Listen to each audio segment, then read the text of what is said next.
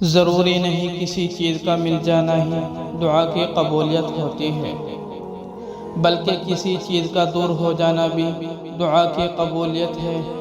بس کبھی کبھار تکلیف یقین اور مصلحتوں پر اتنی بھاری ہو جاتی ہے کہ نہ دعا قبول ہوتی نظر آتی ہے اور نہ مصلحت سمجھ میں آتی ہے۔ یہ بھی امتحان ہوتا ہے نا، ہماری محبت کا امتحان، صبر کا، ضبط کا اور ہمارے یقین کا امتحان۔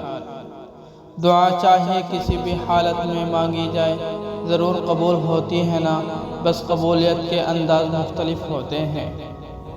وہ جس کا نام المجیب ہے تو کیا تمہاری دعا کے لیے اٹھتے ہوئے ہاتھوں کی لاج نہیں رکھے گا؟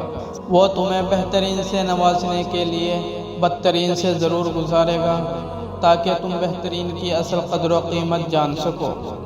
تم بالکل ہمت نہ ہارنا، کیونکہ گزرتا وقت تمہیں تمہارے آنے والے بہترین وقت کے قریب کرتا چلا جائے گا۔ حالانکہ تمہیں لگتا ہے کہ یہ ناممکن ہے، پھر بھی مسئلہ اسی دعا کو بار بار مانگتے رہنا۔ یہ قبولیت کی نشانی نہیں لگتی کیا؟ اتنا وقت گزارنے کے بعد بھی تمہارا دل ایک ہی دعا بار بار مانگ کر نہیں تھکتا تو یہ قبولیت کی نشانی نہیں ہے۔